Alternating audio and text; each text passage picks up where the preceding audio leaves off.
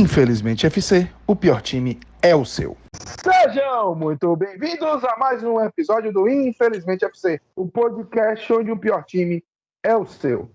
Hoje nós vamos tratar sobre algo muito importante, um assunto muito importante, tanto que eu vou deixar os meninos que são muito mais especialistas do que eu falarem. Vamos falar um pouco de racismo no futebol. Nesse meio de pandemia a gente teve Black Lives Matter, a gente teve caso Neymar, além de casos históricos, por exemplo, quando jogaram a banana para Daniel Alves e ele reagiu comendo a banana.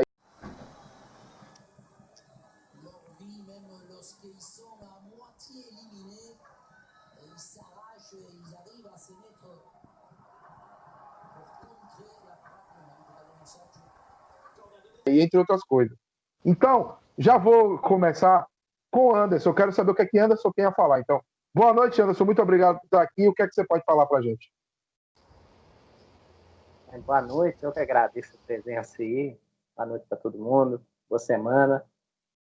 O caso do Neymar, se a gente for falar de racismo no macro, né, no futebol, a gente iria ter que fazer um podcast de 5 horas, mas não é o intuito.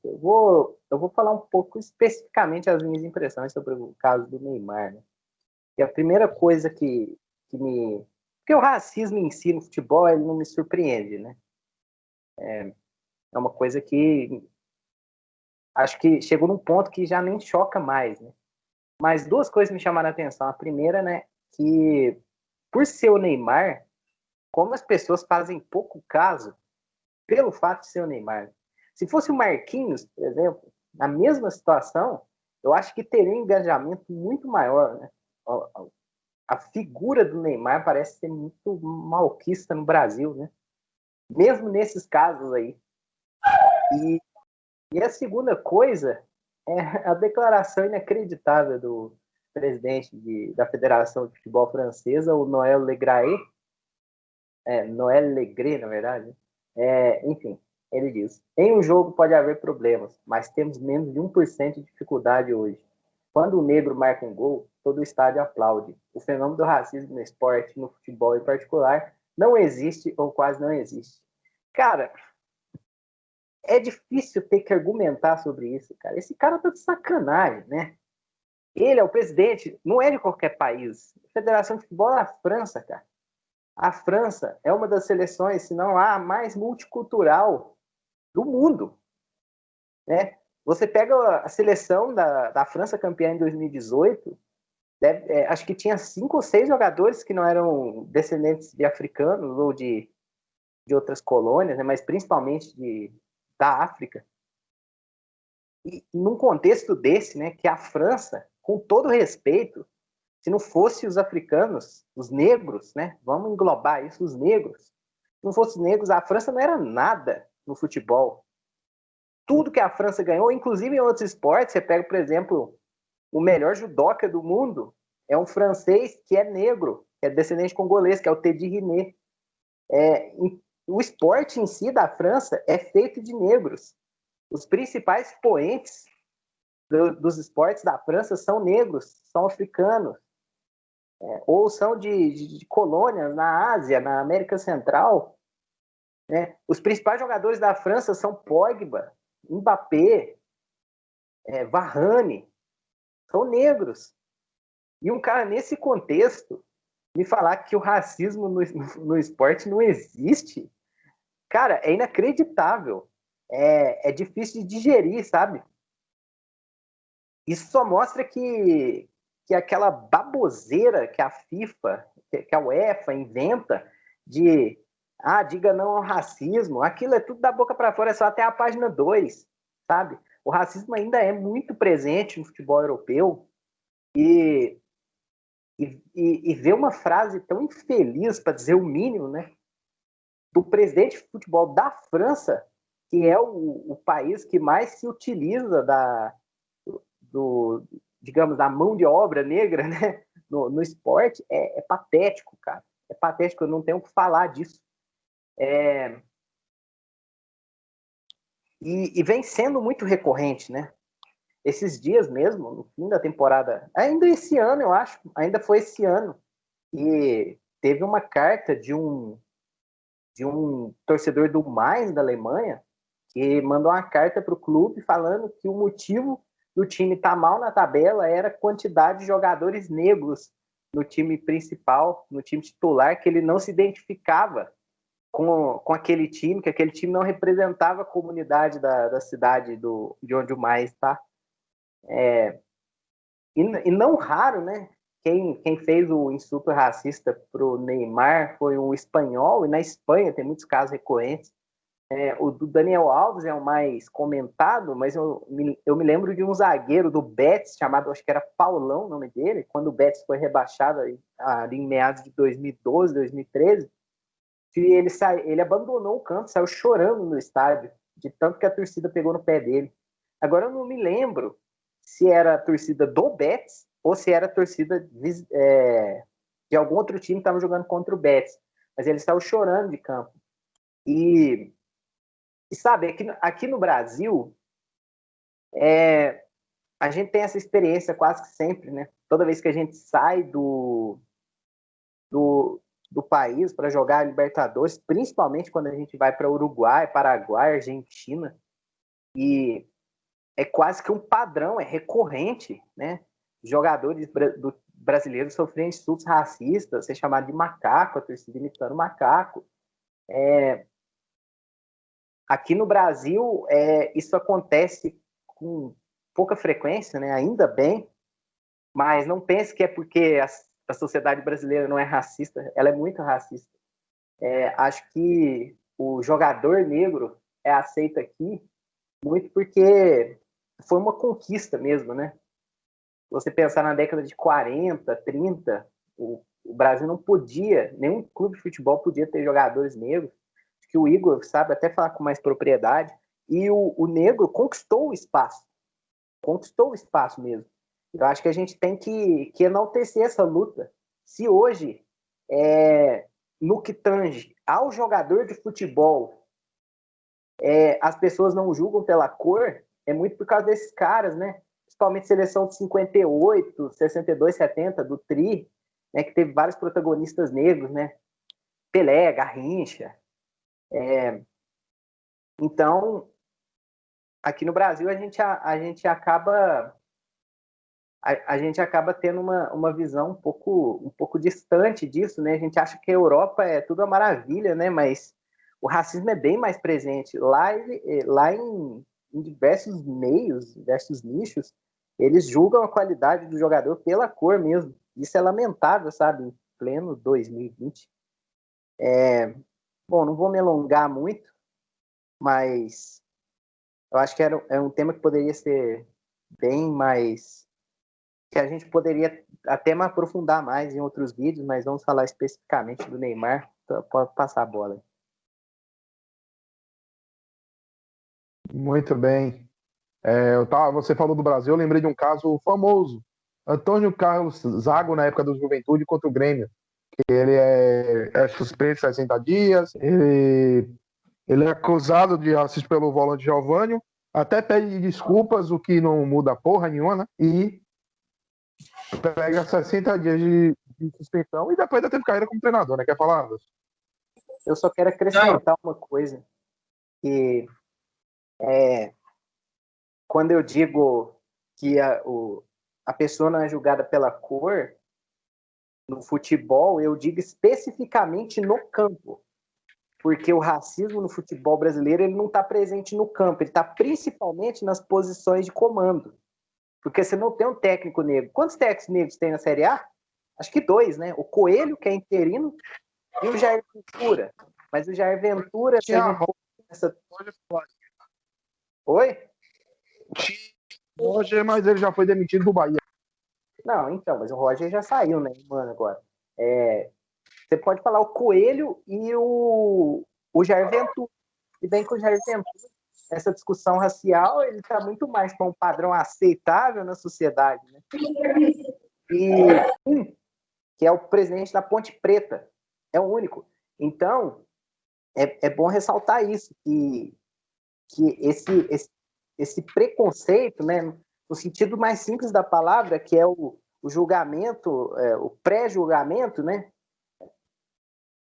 na questão racial, ela só não está presente assim, num macro mesmo, num todo, dentre os jogadores de futebol, de quem entra no campo.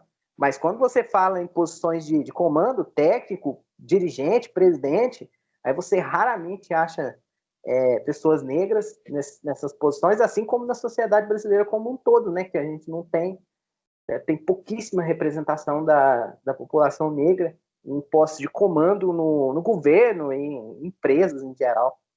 É isso. Muito bem. Douglas, o que é que você gostaria de adicionar aí à discussão? Boa noite a todo mundo. Vocês ficaram vendo que a imagem ficou aparecendo e sumindo, porque aqui em casa aconteceu um imprevisto, minha mãe caiu da moto, mas graças a Deus está tudo bem. Mas agora, falando de assunto sério, igual o Anderson falou, boa noite para todo mundo. A gente precisa tomar um pouco esse cuidado quando a gente vai falar do racismo no esporte, porque ele é um componente do racismo como um fenômeno social, e a gente não pode ser simplista quando vai falar da coisa, a gente não pode chegar e sair apontando solução e vendendo resolução para todos os problemas como se fosse fácil resolver, né? Mas eu acho muito importante esse ponto que o Anderson tocou quando a gente fala da nossa realidade daqui. O racismo nosso, ele é um racismo muito calcado no mito da democracia racial. Então, ele é um racismo que ele não é escancarado, ele não é um racismo definido, não é como nos Estados Unidos, não é na África, que era na África do Sul. A gente tem aqui um racismo forte, muito bem estruturado, mas não aberto, né? E talvez esse seja uma modalidade tão cruel de racismo quanto o racismo explícito, porque essa vem de uma suposta inclusão, né? E quando a gente fala do Brasil e das posições de comando, a primeira referência que eu tenho, e aí a gente olha para a história nossa mesmo, é do caso do goleiro Barbosa, né? Porque ele foi jogado aos lobos por uma culpa, uma suposta culpa, num jogo onde o Uruguai jogou tudo e a gente não jogou nada, e eles levaram a Copa do Mundo em 1950. Ficou muito fácil culpar o Barbosa, porque ele era negro. Quantos Barbosas mais a gente não teve? Em todos os âmbitos, dos esportes em geral, né?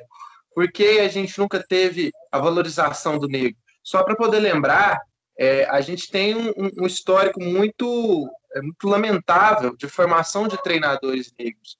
E isso parte de uma visão imbecil que muita gente tem, que o treinador negro não seria capaz, e que eu dou um exemplo. O Didi treinou a seleção do Peru em 1970. E a seleção do Peru contra o Brasil na Copa do Mundo, que era a seleção do Teófilo Cubides, deu um sufoco para a gente passar deles. Foi um dos jogos mais duros da Copa. Não foi nem tanto contra a Itália, que afinal foi um passeio, nem tanto contra a Inglaterra, que foi um jogo duríssimo. Mas o Peru foi um adversário de muitíssimo valor, muito bem armado pelo treinador negro. Então, assim, a gente tem que começar a derrubar certos mitos para ontem, para a gente começar a avançar essa discussão. Falando da presença deles no âmbito dos clubes, seja gerindo, seja treinando, eu vejo como alternativa, né, para só não falar do problema e dar uma solução, a lei, a norma que tem até nos Estados Unidos para as franquias, que eles são obrigados a ter um núcleo de tantos por cento de funcionários negros, né? E principalmente quando, por exemplo, vai ser um treinador novo, eles são obrigados a entrevistar um treinador negro para a vaga. Por quê? Porque lá eles entenderam a necessidade de um treinador negro para poder representar melhor. E nos Estados Unidos, aos poucos, a gente vê na NFL, a gente vê na NBA, a gente vê que está tendo uma integração maior. A gente vê negros em posições de comando, né? Inclusive, em 2007, a gente teve o primeiro Super Bowl de 2 treinadores negros, que foi vencido pelo Indianapolis Colts, do Tony Dungy contra o Love Smith. Mas tudo isso para falar o seguinte, solução existe. O problema, e agora é uma coisa que a gente tem que falar, o problema é a política por trás da solução. Porque as federações, elas amam falar que combatem racismo.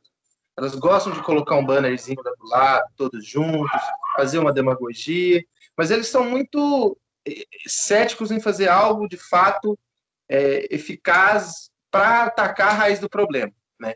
As federações, elas têm medo de tomar certas atitudes, porque certas atitudes vão contra todos os paradigmas que eles ajudam a manter. Por exemplo, a gente fala de punição esportiva quando acontece algum caso de racismo.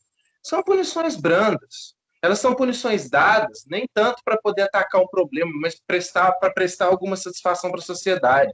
A gente vê casos pavorosos de racismo acontecendo praticamente todo ano na Libertadores da América e não acontece absolutamente nada. A punição mesmo é uma punição branda. A Conmebol ela não consegue exercer sua legitimidade.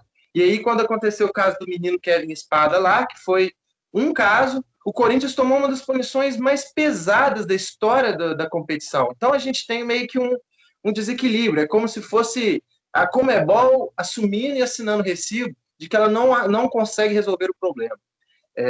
O Sterling, quando ele foi jogar lá em Montenegro, um jogo acho que foi de eliminatória da Copa do Mundo, o jogo nem teve condição de continuar por causa dos cânticos racistas da torcida. E o Sterling, ele foi vocal. Ele falou, a UEFA brinca de combater o racismo. Então, antes de falar que é sobre a Conmebol, é sobre um problema nosso, a gente também vai falar de Europa, porque a UEFA ela sempre tem dedos para falar do assunto, porque ela tem um problema enorme com contratos. O futebol ele criou muito esse aspecto de business, e aí eu acho que o business está começando a engolir a humanidade do negócio. E a gente vê que acontece um caso desse do Neymar, e o que se espera? Um movimento, uma ação, vamos dizer assim, algo que movimente o ânimo das pessoas. O que é que a gente tem? Essa declaração maravilhosa do Noel Le Graët, que ele fala que quando o negro faz gol, todo mundo aplaude. Nossa, Noel, é mesmo que todo mundo aplaude quando alguém faz gol? Assim, não imaginava, né? Pô, futebol, né? Alguém fazer gol, a galera aplaudir. Então, assim, é complicado falar desse assunto, é difícil dar solução tem, só que passa também um pouco pelas federações serem mais enérgicas no que tange a resolver o problema. Realmente da punição pesada, entendeu? A gente tem um caso do Grêmio, mas o caso do Grêmio mesmo é uma tremenda de uma demagogia, porque a gente teve racismo depois e eles não conseguiram manter o critério. E tá aí, é esse o problema. Eles estão com medo de levantar algo, de fazer isso uma primeira vez e abrir um precedente e não conseguir manter o precedente por política. Porque isso colocaria a imagem deles em xeque. Então, está na hora deles começarem a pesar. Está na hora deles começarem a verificar o que é prioritário. Será que é tão prioritário assim o business em prol de beneficiar infratores nesse caso? Por que nunca mais teve uma punição que nem aquela do Grêmio aqui? Na França.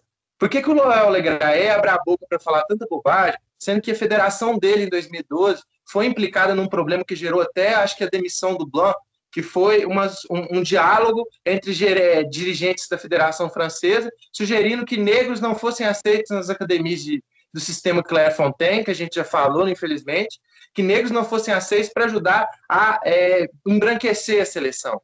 Aconteceu isso. E sim, lógico que isso veio à tona, muita gente foi demitida, mas e aí? Entendeu? O que mais foi feito a respeito? Entendeu? Porque não adianta nada ter gente que se sente à vontade para fazer esse tipo de discurso e aí, no final das contas, elas continuam nas mesmas posições que elas estão, porque, sinceramente, do mesmo jeito que eu acredito, pessoalmente, que o tal do cancelamento não resolve, eu acho que essa falta de ânimo, de cobrar e de punir, eu acho que também não vai resolver nada. Eu acho que a gente tem que achar um meio termo de punir, de ser enérgico, de não tolerar certas coisas, porque já é 2020. Muito bem. E você, Igor? O que é que você gostaria de acrescentar? Posso fazer um adendo rapidinho? Até 10. Não, só falando um pouco da questão dessa polêmica de 2012 de embranquecer a seleção. Eu estou aqui com a lista do elenco da França na Copa do Mundo de 2018. Vamos ver quantos jogadores negros tinham. Mandanda, Areola, Kimpembe, Varane, Umtiti, Sidibé, Mendy, Pogba, Lemar, Tolisso, Kanté, Matuidi, Nzonzi, Mbappé e Dembélé. Mais da metade da seleção, quase todos os titulares. Se a 15, França tinha se o, se o planejamento deles era embranquecer a seleção, sabe o que ia acontecer? A França ia ser irrelevante no futebol mundial, como ela sempre foi mesmo, né? Graças aos negros que a França ganhou 2 Copas do Mundo. Graças aos africanos, graças aos imigrantes, vamos pôr no marco, graças aos imigrantes, a França ganhou 2 Copas do Mundo.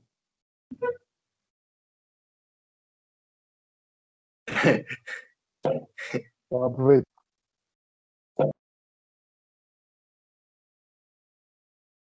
Então, Eu queria falar uma coisa. Igor. Vá, Douglas. Depois eu falo. Dá pra falar. Fala, Douglas. Não, é que, fazendo um adendo ao comentário do Anderson, olha, vai embranquecer a seleção francesa. Muito boa sorte para tentar ser campeão mundial com o tal vínculo. Mas muito boa sorte, muita oração, muita fé, porque não vai para frente. Vai lá. Pronto, agora pode ir, Igor. Só querendo seu ponto agora. Bom, pois é, primeiramente um salve a todo mundo, né? Aí os colegas que pontuaram muito bem a discussão. Tocaram em pontos chaves para mim, daquilo que eu poderia comentar, né? E acrescentar a excelente apresentação deles. Primeiro, assim, o que me chama a atenção nesse caso do Neymar a figura do Neymar, ela é controversa, né, no Brasil. É uma coisa assim que gera muito mais, até em momentos no qual ele realmente é uma vítima, né, gera um movimento de repulsa sobre a figura dele. Mas, enfim, o Neymar, ele é assim um enigma quase assim na nossa sociedade. Muito também passa por questões extracampo, né, mas nessa especificamente, dentro de campo, ele foi alvo, né, de injúria racial, de racismo. E eu vi muita gente, né, compartilhando uma entrevista que é de 2010, se eu não me engano, onde ele está no Santos ainda. É um garoto, tipo, bem garoto mesmo. Se eu não me engano, ele sobe em 2008, né? Em 2010 ele dá entrevista no Profissional. E aí perguntam a ele se ele já tinha sofrido racismo, né? E aí ele pega e responde: não, nunca sofri porque eu não sou negro. E aí ressuscitaram, né, resgataram essa entrevista de 10 anos atrás para, digamos assim, dar um descrédito, né, para o fato de hoje. E o que isso para mim é um absurdo total. Tá tudo errado nisso.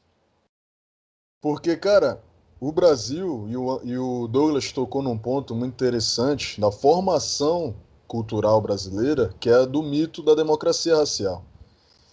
E, infelizmente, o Neymar, ele faz parte de um extrato da população que não tem uma identidade, que é fruto, inclusive, de há um tempo atrás, aí o Anderson já é mais na área dele, e ele pode dar uma contribuição mais aprofundada, já foi política pública do Estado brasileiro. Tanto a questão do embranquecimento.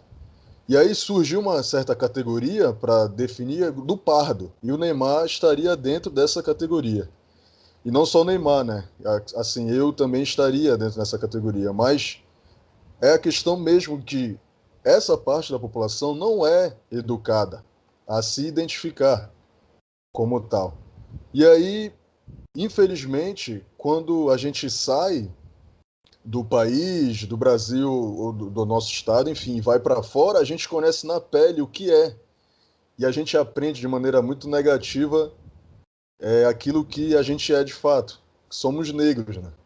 E aí o Neymar, infelizmente, ele aprendeu isso da pior maneira possível. E eu nem acho que nele, eu acho que essa consciência já vem de um tempo atrás. Primeiro, quando ele assume a negritude dele, a questão do cabelo. Que ele já para de alisar. Acho que ele não alisa o cabelo desde que ele sai do Barcelona. E aí, ele já, inclusive, usou dread no cabelo. Então, tu já vê um movimento assim, de mudança, de aceitação identitária dele. E aí, pegam essa entrevista para desvalorizar. É tipo assim, o que é? O que ele tem que fazer, então? O que é? Qual é o ponto? Não pode, mas não é. Ah, tipo, não era tu que não era negro? Não, cara. Muitos no Brasil, muitos mesmo. Então, assim, são até retintos, pele preta mesmo. Se consideram pardo por essa tentativa de aceitar de forçar sua subjetividade a entrar num padrão mais aceitável pela sociedade por todos esses problemas estruturais que os colegas comentaram aqui, né? E aí foi isso que me chamou muita atenção no caso do Neymar. Essa tentativa até de desvalorizar e descredibilizar ele pelo que aconteceu, por ele ser quem é. E assim, eu posso até estender um pouco a corda aqui, e, e isso é livre para debate, né? A gente está também discutindo ideias. Mas eu não acho que seja a primeira vez que o Neymar tenha sofrido racismo na Europa. Muito do racismo, principalmente para quem tem o tom de pele mais claro, ele não vem literal, ele vem embutido, ele vem subentendido. E assim, eu vi muitos comentários a respeito do Neymar, da questão de caicai, de falta, e até mesmo na transferência dele do Barcelona para o PSG, pejorativos assim, que eu percebi um exagero, além da conta. Inclusive, pessoas que não tem nada a ver com futebol, como um ator britânico chegou a escrever no Twitter dele que o Neymar era nojento, né? E apelidos do Neymar na imprensa espanhola de rato, né? A famosa rata e tal, enfim. Então, dessa maneira, acredito que muito, né, do descrédito ao Neymar dentro de campo, jogando bola na Europa, passa por um pouco de aproveitar, sabe? Eu não posso te chamar de macaco, mas eu vou te chamar de tudo aquilo que me servir para te dar um descrédito. E, infelizmente aconteceu isso para ele, finalmente. Eu acho que eu não quero, não é questão de levantar a bandeira no sentido partidário da coisa, enfim. Não. O Neymar seria muito importante que finalmente ele se conscientizasse e amadurecesse até nesse ponto e deixasse de ser menos sonso para somar voz, né, nesse movimento, na luta contra o racismo no futebol como um todo, no esporte, de modo geral, e também onde ele está inserido, né? Enfim, um outro ponto que eu gostaria de comentar a respeito foi sobre a questão do Daniel Alves, né? O Daniel Alves, assim, também, assim como o Neymar, faz parte de uma parte da população brasileira que é possível que por muito tempo não se identifique como negro, mesmo sendo. E aí a banana é jogada no estádio, acho que é contra o Villarreal, e ele come. Assim, o efeito psicológico, ele é tão duro e duradouro ao mesmo tempo que a gente não tem como mensurá-lo. Tem uma entrevista não, mas um debate que o Daniel Alves participa no Grande Círculo, no programa do Sport TV, em que ele é questionado sobre esse assunto. E o Daniel Alves, no momento em que ele pega a banana e come, ele, assim, por outras mídias, né, outros tipos de mídia, ele foi louvado. Ah, isso mesmo, uma atitude forte. Com racismo a gente trata dessa forma, não liga. Tipo assim, sabe? Sempre se aproveitando para tentar diluir o problema, né?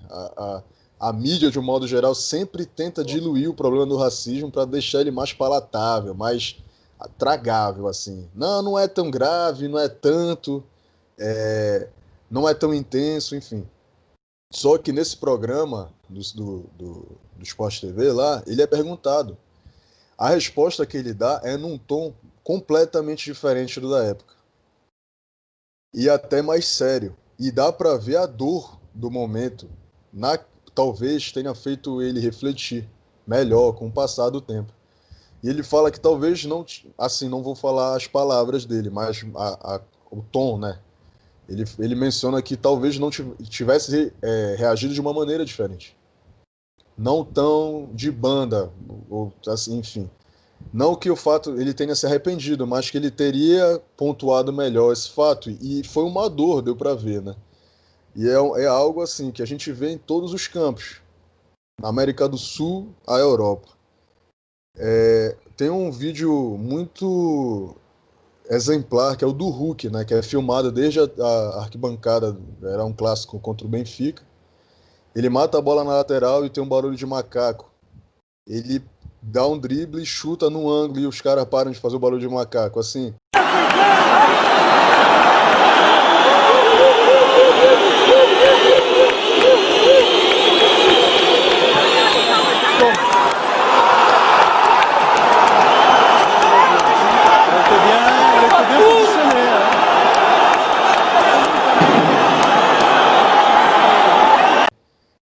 Esse tipo de situação só mostra o tamanho do problema e que só aumenta pela falta de combate. Só vai aumentar, não vai se perpetuar.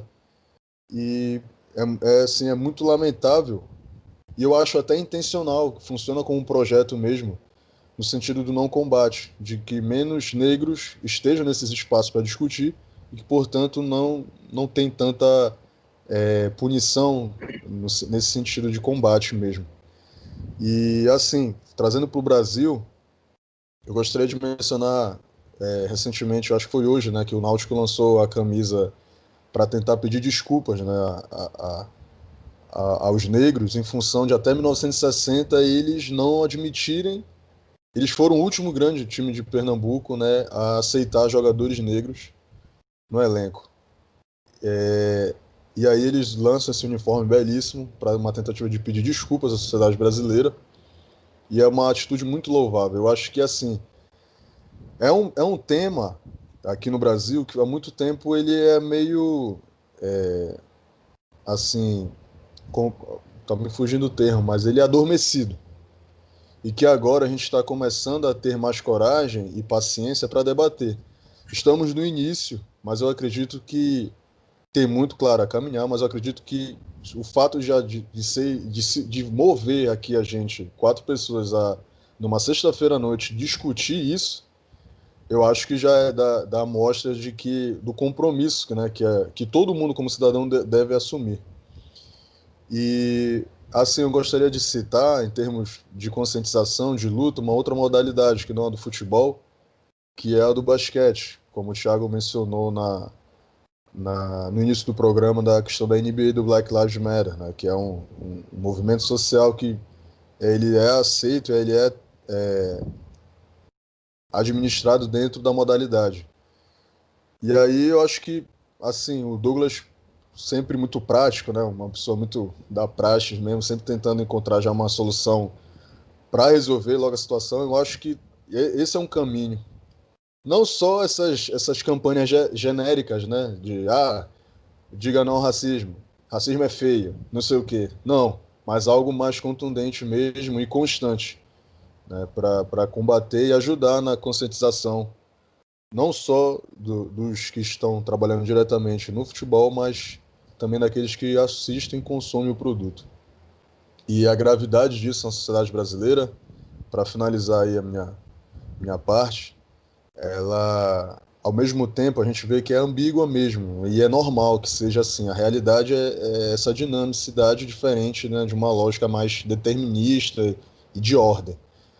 Ao mesmo tempo em que o Náutico lança a camisa, pedindo desculpas, o Náutico, que era considerado o clube dos brancos, né, era um apelido que o Náutico tinha, no qual já não se orgulha mais, o atleta Ângelo Assunção, da ginástica, ele, depois que denunciou o racismo, mesmo sendo campeão mundial da ginástica em São Paulo em 2015, ele, para quem não sabe, ele foi a vítima daquele vídeo de um outro ginasta, Arthur Nori, que gravou comparando a cor do negro a um saco de lixo. E aí ele passou a denunciar, né, o racismo tanto no clube no qual ele pertencia, como de um modo geral na ginástica. E que desde então, ele tem 24 anos, e desde que ele passou a denunciar, ele não conseguiu mais nenhum clube, mesmo sendo campeão mundial da ginástica e tendo totais condições até então de ter uma carreira mais alongada e com mais premiações. Então é isso, gente. Essa é a minha parte, e assim, parabéns para todo mundo e que tenta colocar isso em pauta porque urge, é necessário. Rapidamente, lembrando que Arthur Nori foi medalha de bronze nas últimas Olimpíadas também, né? O Will. Já tem esse detalhe, né? Nesse caso, o racista ainda conseguiu se dar bem, esportivamente falando. Alguém tem mais alguma coisa a acrescentar? Não, e o que é curioso, porque quem sofreu parece que foi punido, né? Que não conseguiu continuar a carreira. E quem agrediu conseguiu cair pra cima, digamos assim. Vai falar, Douglas. Não, o Igor ele levantou um ponto muito importante sobre o Neymar ter noção de si, da sua posição. Eu acho que isso é uma condição que os jogadores têm que criar. Porque por que a NBA, como liga, ela, por exemplo, expulsou o Donald Sterling, tirou ele da propriedade do Los Angeles Clippers? Por que ele perdeu? Porque a NBA ela é uma liga dos jogadores, é uma liga dos atletas. Fazer isso na NBA é muito simples, porque os atletas têm um tamanho, e todos os atletas, tanto o sindicato como todas as instituições que representam, eles são vocais nesse assunto, né? Na própria NFL a gente tem problema. Na NFL é complicado. O Kaepernick sofreu muito. Tem muito quarterback ruim que tá lá e ele não tá. Mas é um caso dos jogadores se manifestar. Porque quando o jogador ele manifesta, quando ele fala, ele meio que levanta isso. Porque do jeito que tá, da forma que tá sendo feito, fica parecendo que é casual. Vai acontecer de novo, tá tudo bem. É como, acho que o Neymar, eu acho que agora, eu chuto, né, eu espero, ele vai ter o mesmo spark, um brilho que o Lewis Hamilton teve. O Lewis Hamilton ele começou uma carreira sem falar no assunto, sempre colocando o assunto como secundário, e agora ele é um cara que levanta a bandeira, mexe a camisa e fala e toma atitude. E isso, querendo ou não, faz efeito. Faz efeito, porque a partir do momento que o cara fala, ele passa a ser ouvido. Então, as pessoas passam a ver, pô, isso importa, cara. Neymar tá puto. Neymar é um cara conhecido pelo bota astral, pela brincadeira, pela fanfarra, e aí, de repente, o Neymar tá puto. Então, eu acho muito mais importante. Eu acho que tá na hora do próprio Neymar tomar a sua noção de si próprio, ele já entendeu o que ele é, e passar isso, a mensagem de indignação, de revolta, para correr atrás. Porque se não for dessa forma, não vai ser de forma alguma. Né? Vai ser sempre essa passação de pano danado. Muito bem. Anderson, quer falar alguma coisa? Que aí a gente já encerra depois. Vou dar só mais um ponto aqui para encerrar. Eu acho curioso que o Douglas tocou num ponto muito bom, que é a questão dessas campanhas, o Igor também tocou, dessas campanhas que é só para falar que está fazendo, né? E o Douglas tocou no assunto do jogo entre Inglaterra e Bulgária, que a Bulgária foi punida com portões fechados, é uma punição branda pelo que aconteceu, né? Mas acho que a Bulgária conseguiu identificar quem estava fazendo. Só que tem uma coisa, né? É engraçado, por que será que a Rússia nunca é punida, né? A Rússia é um país assumidamente racista. Assumidamente. Os caras não têm vergonha nenhuma de falar. Eles se orgulham disso. E, cara, toda semana, se você pesquisar, tem um caso de racismo na Rússia. Vocês não lembram o que aconteceu com o Malcolm, pô? O que aconteceu com o Malcolm foi um negócio criminoso, sabe? É para acabar com a carreira do cara.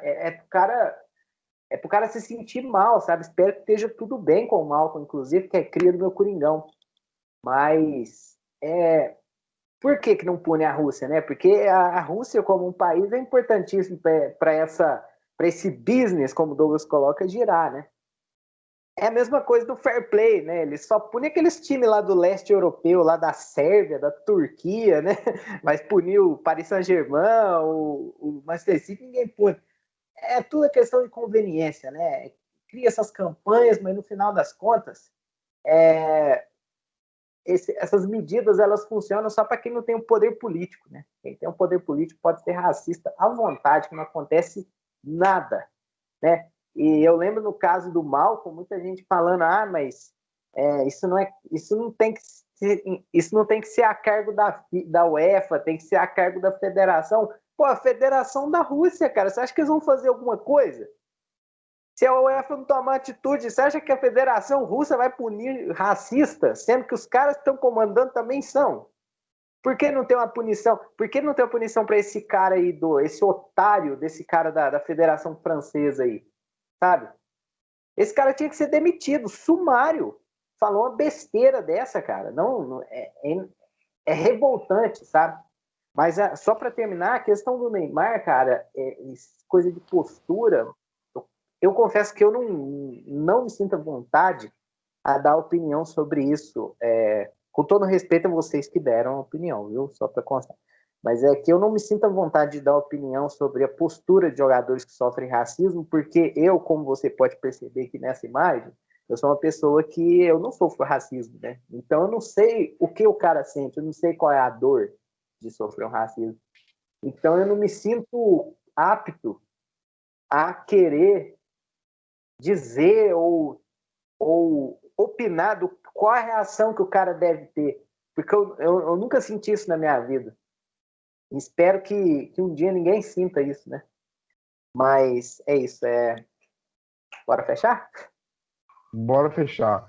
Então, só para fechar aqui, vale lembrar que pouco depois do caso, o zagueiro Álvaro Gonzalez tirou uma foto com todos os jogadores negros do Olympique fazendo aquela foto. Eu não posso ser racista. Eu tenho até amigos negros. Olha aqui, um clássico dos racistas. E Payet, que publica uma foto com uma montagem com os jogadores do PSG e pega a cara de Neymar e bota na cara de um cachorro. Payet, que a gente sabe, né? Não é flor que se cheira, é só pensar o que ele fez com o West Ham. Então, eu acho que é bom a gente ponderar bem esse caso. Mas é isso. Anderson, Igor e Douglas, muito obrigado pela presença e por tudo que foi falado. E lembre-se sempre, infelizmente, FC, o pior time é o seu. Fala, galera! Passando só para lembrar você seguir a gente no Instagram, no @infelizmentefc. Segue a gente no Twitter também, no @FCInfelizmente. Segue a gente na sua plataforma de streaming favorita, Spotify, Anchor, Google Podcasts, qualquer uma delas. A gente está em basicamente todas. Também para se inscrever no canal do Twitter, ativar o sininho. Lembrando que todo domingo sai entrevista no canal e toda quarta-feira sai um episódio novo, além das lives esporádicas e alguns programas especiais. Então lembre-se sempre, infelizmente FC, o pior time é o seu.